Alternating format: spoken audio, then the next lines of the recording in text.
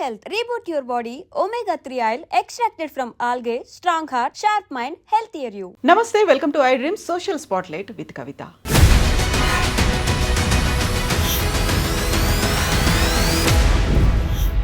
ఆదివారం 2 తెలుగు రాష్ట్రాలని కుదిపేసేలాంటి ఒక వార్త. అది టెస్ట్ ట్యూబ్ బేబీ సెంటర్లలో ఎవరిదో వీర్యాన్ని తెచ్చి ఇచ్చి దాన్ని డెవలప్ చేసి టెస్ట్ ట్యూబ్ బేబీ ద్వారా ఈ సంతానం మీ పిల్లే అని ఇవ్వడం అనే వార్త. ఎందుకని ఇలాంటి అక్రమాలు జరుగుతున్నాయి? చూసి చూడనట్టుగా వదిలేస్తున్నారా? నిర్లక్ష్యం ఉందా? లేకపోతే ఫ్యామిలీలో తల్లిదండ్రులుగా లోపమేమైనా ఉందా? ఎక్కడ మనం జాగ్రత్త పడాల్సినటువంటి అవసరం ఉంది? మనతో పాటుగా ఉన్నారు సోషల్ యాక్టివిస్ట్ కృష్ణకుమారి గారు. అమ్మ నమస్తే. నమస్తే. సో సృష్టి test tube baby centre almost 100 కోట్ల స్కామ్ జరిగింది అనేది. 90,000కు ఒక పసిబిడ్డను కొనుక్కొస్తారు, ఇది మీ బిడ్డే అని అమ్ముతారు. 30 లక్షల నుంచి 40 లక్షల మధ్య వాళ్ళకి సంపాదన ఒక పసిబిడ్డ పేరుతో ఉంది. ఏం జరుగుతుందమ్మా అసలు? అంటే ఇప్పుడు ఈ 30-40 లక్షలు వాళ్ళు ఒక్కళ్ళే తీసుకుంటున్నారని మీరు అభిప్రాయపడుతున్నారా?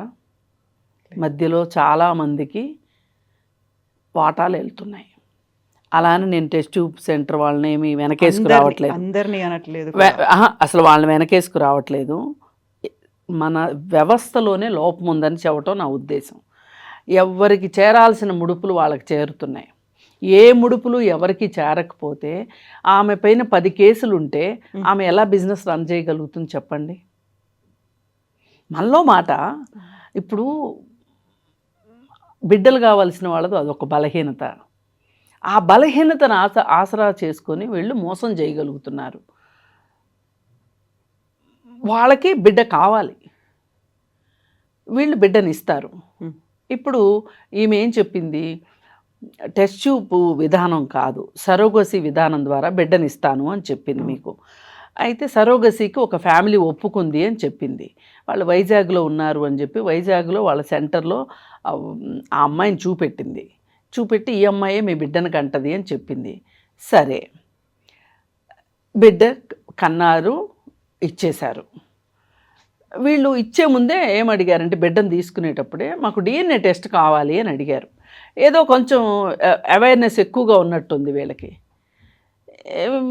అడిగితే ఈమె డిఎన్ఏ టెస్ట్కి వాళ్ళైతే హడావుడి పడుతున్నారు, కానీ ఈమె హడావుడి పడట్లా. 4 రోజులు చూసి పిల్లోడి నవ్వులు చూసి వీళ్ళే ఊరుకుంటారులే అనుకుంది ఆవిడ. కానీ పిల్లోడి నవ్వులు చూసి వాళ్ళేమీ మురిసిపోకుండా మాకు డిఎన్ఏ టెస్ట్ కావాల్సిందే అని అడుగుతుంటే ఈమె చేయించట్లేదు. ఇంక వాళ్ళు ఢిల్లీలో చేయించుకున్నారు. ఈ బిడ్డ వీళ్ళ బిడ్డ కాదు అని తెలిసింది.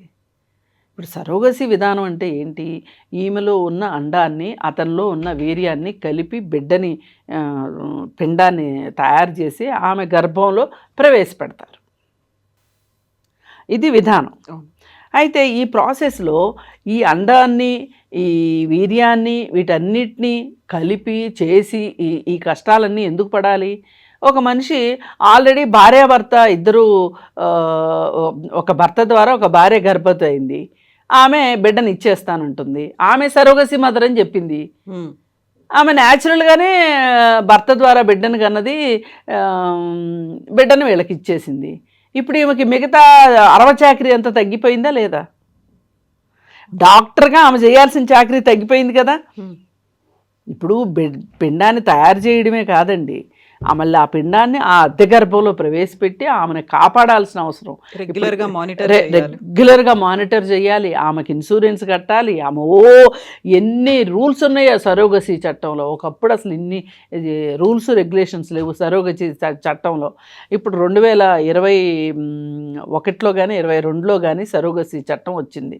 ఈ చట్టం ప్రకారం చాలా పకడ్బందీగా ఉంది ఈ చట్టం. కానీ ఈ చట్టాన్ని తూచా తప్పకుండా పాటిస్తే కనుక ఈ సెంటర్స్ వాళ్ళకి పెద్దగా డబ్బులు మిగలవు.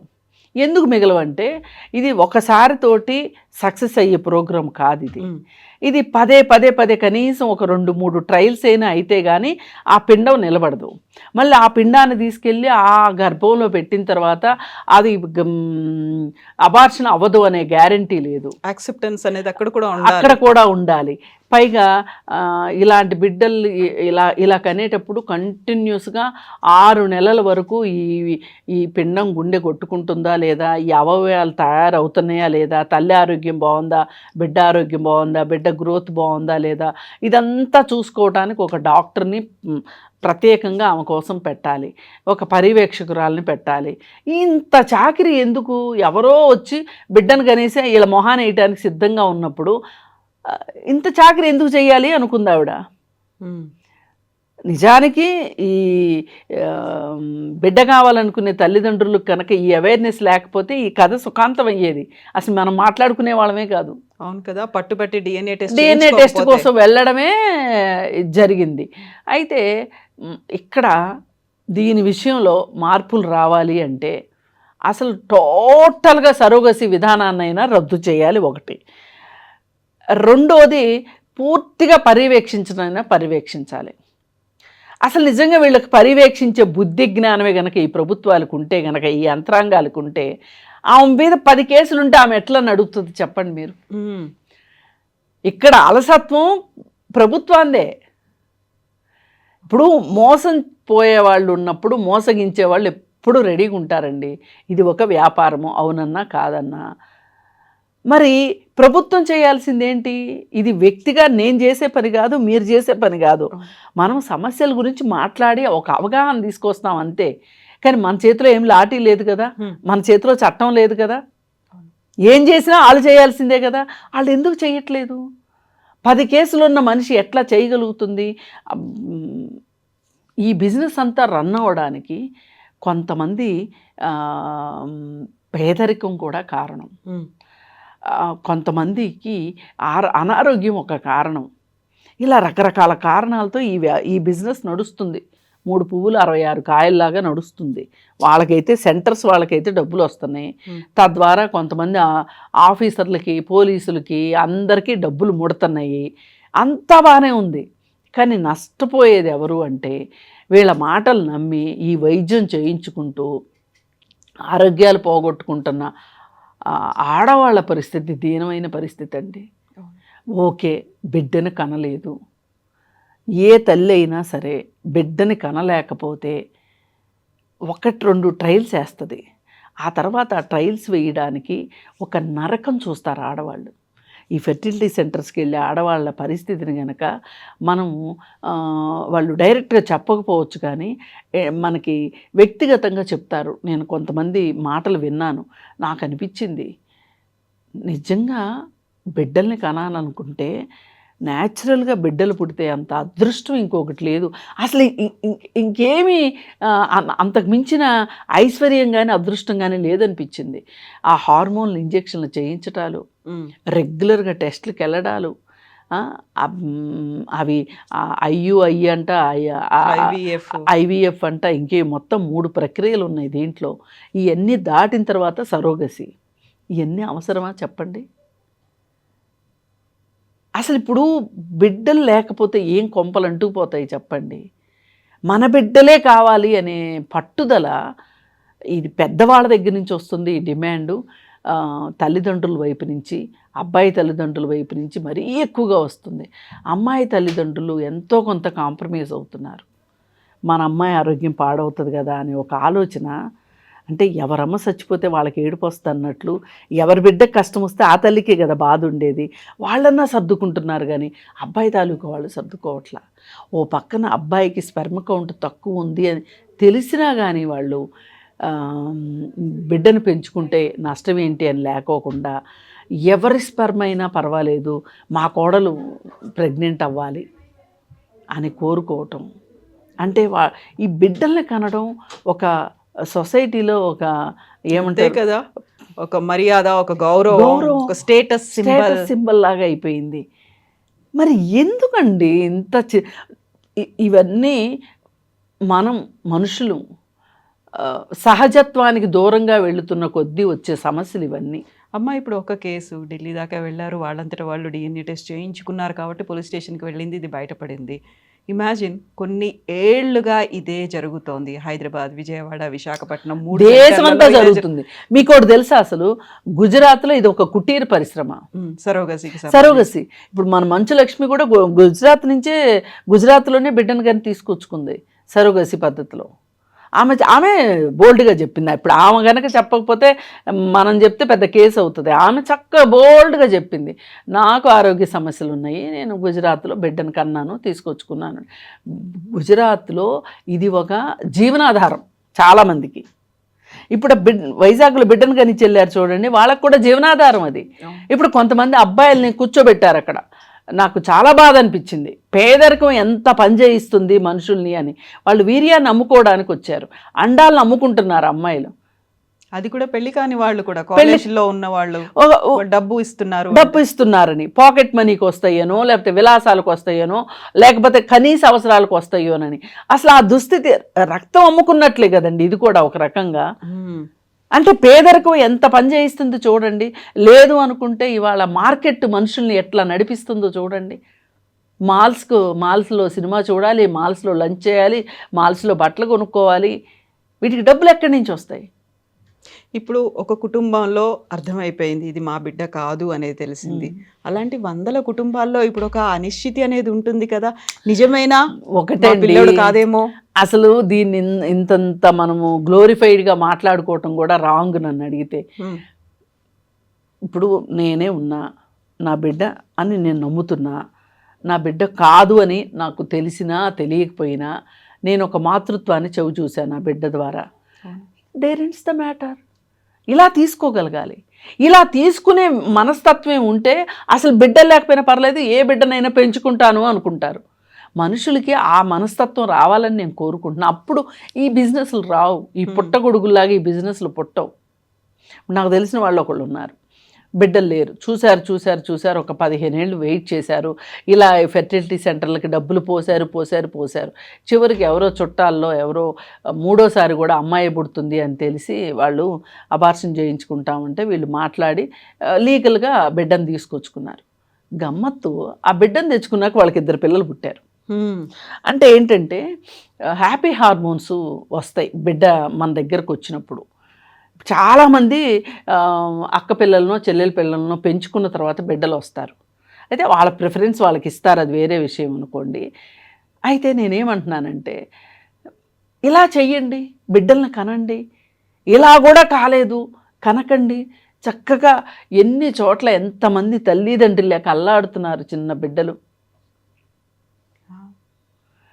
మనము మన జీవితాలని మనము సరళతరం చేసుకోవటం మానేసేసండి, అనవసరమైన వ్యవహారాలకు వెళ్ళి గందరగోళం చేసుకుంటున్నాం. ఎందుకు ఇంత గందరగోళపడాలి? అసలు సహజంగా బిడ్డలు పుట్టారు, పుట్టలేదా, పెంచుకుందాం. ఈ భావాన్ని గనక మనం పెంచగలిగితే, ఈ అవగాహన ఇవ్వగలిగితే ఈ దరిద్రపు గొట్టు బిజినెస్లు అన్నీ ఆగిపోతాయండి. ఆడవాళ్ళ ఒళ్ళు గుళ్ళైపోతుందండి ఒక రకంగా. ఈ ఒక్కసారితో ఐవీఎఫ్లు కూడా ఒక్కసారితో అవ్వవండి. ఇది సరోగసి అనుకుంటున్నాం, కానీ ఐవీఎఫ్ల ద్వారా బిడ్డలు కనేవాళ్ళు, ఐయుఐయు ద్వారా బిడ్డలు కనేవాళ్ళు, వాళ్ళందరి ఆడవాళ్ళ ఒళ్ళు గుల్లబారిపోతున్నాయి. అసలు ఎంత హార్మోన్స్ ఇస్తారు, ఇంజెక్షన్స్. ఎగ్స్ పుట్టకపోతే అంటే వాటిని రిట్రీవ్ చేయడంతో పాటుగా మళ్ళీ వాటిని జనరేట్ చేయడానికి ఎగ్ గ్రోత్ కోసం చాలామందికి ఎగ్ గ్రోత్ ఉండట్లేదండి. ఎగ్స్ ఉంటున్నాయి కానీ గ్రో కావట్లే. ఆ ఎగ్స్ గ్రోయింగ్ కోసం అని చెప్పి మందులు ఇస్తున్నారు. ఆ న్యాచురల్ పద్ధతిలో అవి ప్రయాణించట్లేదు, న్యాచురల్ పద్ధతుల్లో ఫలదీకరణం చెందట్లేదు. అంటే మన జీవన శైలిలో వచ్చిన మార్పులు ఇవన్నీ. మార్పుల వల్ల ఇలా జరిగినాయి. మనం ఇక్కడ ఆలోచించుకోవాల్సింది, మనకు అసలు బిడ్డలే పుట్టరా, పుట్టే అవకాశం ఉందా, ఈ పుట్టడానికి అవరోధాలు ఏంటి అనేది ఆలోచించుకోవాలి. ఆలోచించుకొని అసలు పుట్టరు అంటే చక్కగా పెంచుకోవటం ఎంత ఉత్తమమైన పని అండి. వీళ్ళకి 100 కోట్ల బిజినెస్లు చేయించడానికి మన బలహీనత, మన ఆశ వాళ్ళకి పెట్టుబడి అయిపోతుంది కదా. నిజంగా లైసెన్సులు కూడా లేకుండా స్పెర్మ్కి సంబంధించినటువంటి కలెక్టింగ్ పాయింట్లు, సెంటర్లు ఉన్నాయి. హైదరాబాద్ కేంద్రంగానే అవి దేశవ్యాప్తంగా పంపిణీ చేస్తున్నారు. దానికోసం వాళ్ళు మీడియేటర్లను పెట్టుకుంటున్నారు అంటేనే సో ఎంత అక్కడ అన్ఆర్గనైజ్డ్గా చదువుతోంది. At the same time unsocial activity అనేది కూడా అక్కడ అవుతుంది. అది ఇప్పుడు ఎగ్స్ కూడా, ఆడపిల్లల ఎగ్స్ కూడా కులాన్ని బట్టి ఒక రేటు, వాళ్ళ అందాన్ని బట్టి ఒక రేటు, వాళ్ళ హైట్, ఆరోగ్యాన్ని బట్టి ఒక అదే హైటు, ఇవన్నీ ఈ కన్సిడరేషన్స్ తోటి ఆ ఎగ్గుల రేట్ ఎక్కువగా ఉంటుంది. ఇది నిజంగా వీళ్ళు అమ్ముకునే దుస్థితిలోకి వీళ్ళు వెళ్ళడము, వాటి అవసరంతో ఇంకొకరికి బిడ్డలు పుట్టాల్సిన పరిస్థితి రావటము, రెండు ఒక రకంగా బాధాకరమైన విషయాలండి. ఈ విషయంలో మటుకు ఒకటే, తల్లిదండ్రుల వైఖరిలో మార్పు వస్తేనే ఈ సమస్యలకు పరిష్కారం దొరుకుతుంది. ఇంకా కాదు కూడదు, ఈ సెంటర్స్ ఇట్లాగే ఉంటాయి, ఈ హాస్పిటల్స్ ఇట్లాగే ఉంటాయి అంటే ఒకటే విధానం, పర్యవేక్షణ అయినా సరిగ్గా చెయ్యండి. మీరు పర్యవేక్షణ చేయటం మీకు చేత కాకపోతే అసలు సరోగసిని తీసి పారేయండి. ఇప్పుడు డాక్టర్ నమ్రత మీద ఆల్రెడీ కేసులు ఉన్నాయి. తన గతంలో కూడా జైలుకు వెళ్ళొచ్చింది అన్న తర్వాత ఇంకొక హాస్పిటల్లో ఇంకొకరి డాక్టర్తో తను ఇవన్నీ కూడా చేయిస్తోంది అంటేనే ఎంత ప్లాన్డ్గా ఉన్నారు. మనం ఎందుకు మోసపోతున్నాం ఇలా అనేది. అందుకే అంటున్నా, ఇప్పుడు కనీసం ఈ అవేర్నెస్ అయినా వచ్చింది కదా మీకు.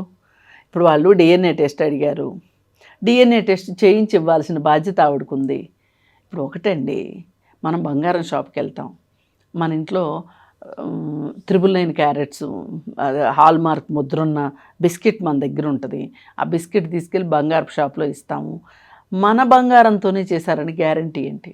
మనం సహజత్వానికి దగ్గరగా ఉంటే గనక, ఇప్పుడు ఆడపిల్లలకి ఎందుకు బిడ్డలు రావట్లేదు, ఆడపిల్లలకే సమస్య ఉంటే, మగపిల్లలకి సమస్య ఉంటే ఎందుకు రావట్లేదు? సరైన నాణ్యమైన ఫుడ్ తీసుకోవట్లేదా వీళ్ళు, వీళ్ళ జీవనశైలి, వీళ్ళు చేసే ఉద్యోగాల, వీళ్ళు గాడ్జెట్స్కి ఎక్కువ దగ్గరగా ఉండటమా, ప్రకృతికి దూరంగా వెళ్ళిపోవటమా, కృత్రిమ జీవితాలకు అలవాటు పడటమా, ఇవన్నీ కారణాలు ఉన్నాయి. ఇవన్నీ తెలియనంత అమాయకులు అయితే ఎవ్వరూ కాదండి, అన్నీ తెలుసు మనకి ఈరోజు. కాకపోతే దీనికి మించి ఇంకోటి ఏదో ఆల్టర్నేట్గా ఉంది, ఆ ఫెసిలిటీ అనేది ఉంది, టెక్నాలజీ వచ్చింది కదా, అది హెల్ప్ చేస్తుంది అనే ఇంకొక భావన. అందుకని మీరు అన్నీ పక్కన పెట్టండి, అన్నిట్లోకి టెక్నాలజీ తెచ్చుకొని జీవితాలను అస్తవ్యస్తం చేసుకోకుండా సహజత్వానికి, నేను అదే మొదటి నుంచి చెప్పేది, సహజంగా ఉండండి, సహజమైన తిండి తినండి, సహజంగా ఉండండి. పిల్లలు పుడతారు, ఒక్కవేళ పుట్టరు ఏమవుతుంది? నిన్న ఒక విషయం, ఈ పెద్ద విషయంలో ఒక విషయం మరుగున పడిపోయింది. కానీ ఒక తల్లి బస్టాండ్లో బాబును వదిలేసి వెళ్ళింది కదా. అసలు మామూలుగా బిడ్డలు కంటానికి ఇన్ని కష్టాలు పడుతుంటే ఆమెకు చక్కగా వదిలించుకోవడానికి బిడ్డలు పుడితే ఆ బిడ్డను వదిలించుకునే, నాకు మామూలుగా అయితే ఉక్రోషం రావాలి, కోపం రావాలి, అసహ్యం రావాలి. అలా వదిలేసి వెళ్ళినందుకు నవ్వెందుకు వస్తుందంటే నిర్వేదంతో కూడిన నవ్వు ఇది. ఓ పక్క వాళ్ళకి అలా అవుతున్నాయి, ఓ పక్క ఇలా అవుతున్నాయి. అందుకని మనకి జీవితాల్లో పిల్లలు కావాలి అనుకుంటే, ఏదైనా కావాలి అని అనుకుంటే కనుక దానికి తగ్గ శ్రమ చెయ్యాల్సిందే. మనం ఒక జాగ్రత్త అయితే మనం తీసుకోవాల్సిందే. ఎస్ అమ్మా, థ్యాంక్ యూ సో మచ్ అమ్మ, థ్యాంక్ యూ.